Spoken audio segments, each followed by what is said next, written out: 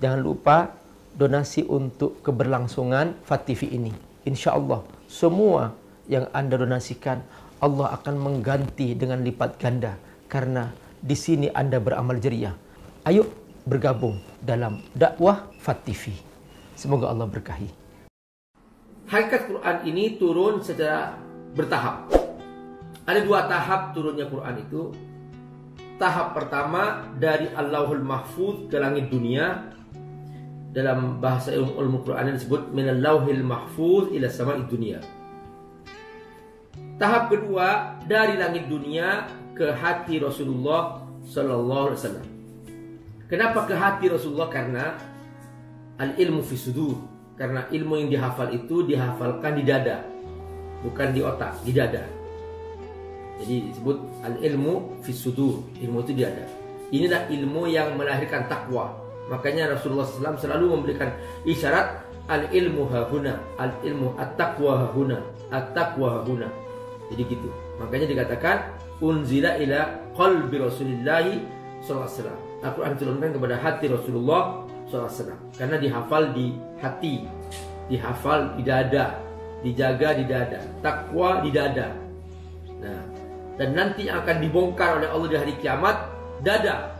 Wa husila ma fis sudur. Akan dibongkar oleh Allah dada. Karena dada ini bisa berisi ketakwaan, bisa berisi keikhlasan, tapi bisa juga berisi kemungkaran, riya, kebencian, dengki, hasud, semua itu ada di situ. Bisa jadi penyakit di hatinya, kekafiran, kemusyrikan di dada. Makanya kata Allah, di antara proses persidangan di hari kiamat adalah pembongkaran isi hati. Wa husila ma fi sudur. Bapak Ibu rahimahullah, inilah dia gambaran betapa pentingnya Iqra ini. Allah tidak ingin hambanya patuh dengan kebodohan, tapi Allah ingin hambanya patuh dengan ilmu. Sama, perusahaan yang hanya mengangkat karyawan-karyawan tidak berilmu pasti capek perusahaan itu dan sulit untuk berkembangnya. Memang resiko orang pintar itu bermacam-macam. Bisa jadi kalau dia bejat, bisa jadi membuat kerusakan dan bisa juga menghancurkan perusahaan. Itu resiko. Tapi kalau perusahaan mengangkat orang-orang yang tidak berilmu, maka dia capek mengurus urusan bagaimana cara membesarkan perusahaan itu. Makanya Allah ingin agama ini dijalankan oleh orang-orang yang cerdas. Karenanya Rasulullah SAW pertama-tama ketika di kota Mekah mencetak orang-orang cerdas. Abu Bakar Siddiq, Umar bin Khattab, Ali bin Abi Thalib, Utsman bin Affan. Jadi itu generasi-generasi yang memang setelah itu memegang kepemimpinan setelah Rasulullah wafat dan mengerti cara menjalankan agama, sehingga agama ini bukan semakin terbelakang tapi semakin besar.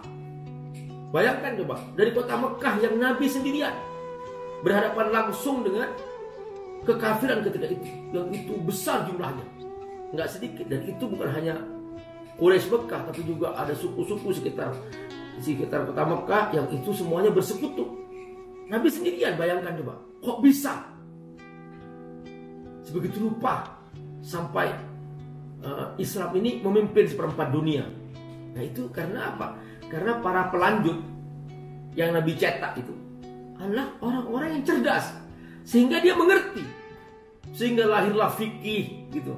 Jadi berinovasi, bukan yang jumut, dikit-dikit bid'ah, dikit-dikit bid'ah, bukan begitu. Tapi dia cerdas, bisa mengembangkan kehidupan ini menjadi besar. Nah itulah Iqra bismi rabbikal ladzi khalaq. Jadi bukan mempersempit ruang gerak, tapi dia memperlebar, memperbesar sesuai dengan kemajuan. Karena memang setelah Rasulullah SAW oleh Allah tidak dibuka pintu kenabian. Dulu ketika belum ada teknologi, yang Allah perbanyak itu para nabi.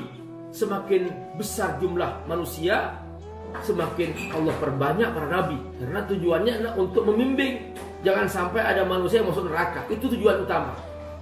Namun Allah Maha tahu bahwa setelah Nabi Muhammad SAW Allah akan buka pintu-pintu pengetahuan. Iqra bismi rabbikal ladzi khalaq.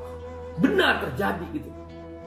Ini rahasia kita baru paham. Kenapa kok pintu kenabian ditutup oleh Allah? Karena setelah itu akan lahir era baru, yaitu era teknologi, era sosial media.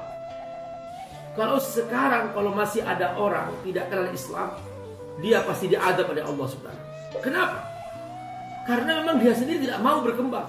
Karena di tangannya sudah ada HP, yang di dalamnya sudah ada internet, dan di dalamnya juga bisa belajar Islam. Tinggal tulis Islam, what is Islam, dia akan tahu apa itu Islam. Dulu sulit untuk ketemu pengetahuan tentang Islam, bagaimana kita belajar Islam. Sekarang sudah nggak ada alasan lagi untuk mengatakan kepada Allah, ya Rabb, I don't know Islam, how can I perform Islam? Nggak bisa. Sekarang sudah Islam sudah menyebar di mana-mana. Di tangan-tangan setiap orang sudah ada. Orang bisa belajar. Tergantung apa yang dia inginkan. Innamal a'malu binniyat. Nah inilah sahabat-sahabatku rahimakumullah, mengapa Iqra ini pertama Allah turunkan. Setelah itu turunnya berangsur-angsur. Hasabul ahdas. Sesuai dengan peristiwa-peristiwa yang terjadi. Karena tujuannya untuk membimbing umat. Jangan sampai umat ini tidak mengikuti wahyu. Maka setiap ada kejadian turun wahyu, ada kejadian turun wahyu, terus dibimbing terus, diluruskan terus, sampai akhirnya terbentuklah masyarakat pertama di kota Madinah. Dari situlah kemudian muncul kepemimpinan bahwa Islam ini bukan sekedar di masjid, bahwa Islam ini adalah kehidupan, bahwa seorang muslim ketika di kantor, ya dia juga harus menampilkan akhlak Islamnya. Jangan kemudian menipu di sana, berbohong di sana, berbuat zalim di sana. Tidak. Ketika dia di pasar berdagang, juga Islam mengajarkan kejujuran. Ketika dia memegang kekuasaan, Islam mengajarkan keadilan. Jadi semua lengkap itu. Ketika mengelola negara, Islam mengajarkan syura, wa amruhum syura bainahum. Karena ketika bermusyawarah, kita nggak perlu capek sudah. Jadi seandainya nih ya, seandainya kita menggunakan sistem musyawarah, itu nggak perlu biaya. Cukup para cerdik pandai, para intelektual yang jujur, mereka bermusyawarah rapat, cari orang terbaik jadi pemimpin, selesai. Nggak perlu sampai ketika mengeluarkan dana sebesar-besarnya, nggak perlu. Simpel saja, seperti dulu ketika Rasulullah wafat, sahabat berkumpul, tokoh-tokoh mereka berkumpul, tunjuk siapa yang paling baik antara mereka.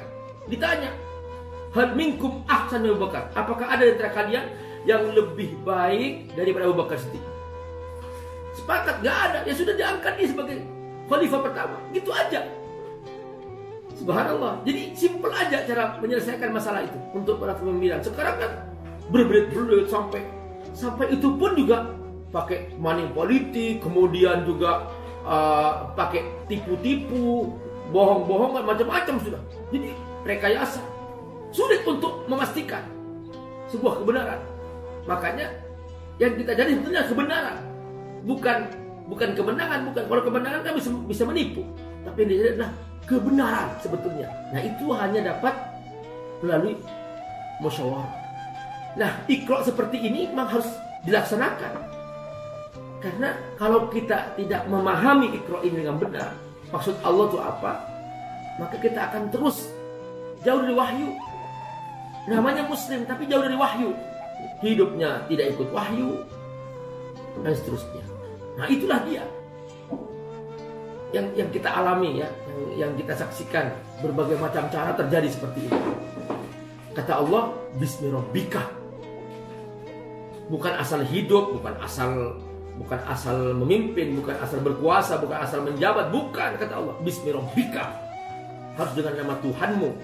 Kenapa kok atas nama Allah? Kenapa? Karena dia menciptakan kita, alladzi khalaq. Dia menciptakan langit, menciptakan bumi. Kita bagaimana bernegara kalau kita nggak ada langit dan nggak ada bumi? Masa Allah ciptakan langit, Allah ciptakan bumi, setelah itu yang kita gunakan bukan aturan Allah? Gimana?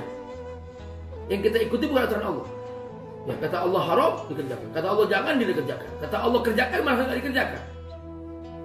Nah ini yang mengerikan ya, yang terjadi ini. Kenapa? Karena tidak bismi rabbikal ladzi khalaq. Alasannya jelas. Kenapa ikut Allah? Karena Allah menciptakan.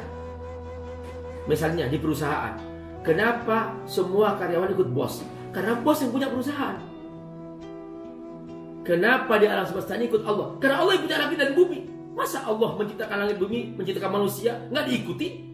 Ini namanya Bismi Rabbikal ladzi khalaq. Assalamualaikum warahmatullahi wabarakatuh.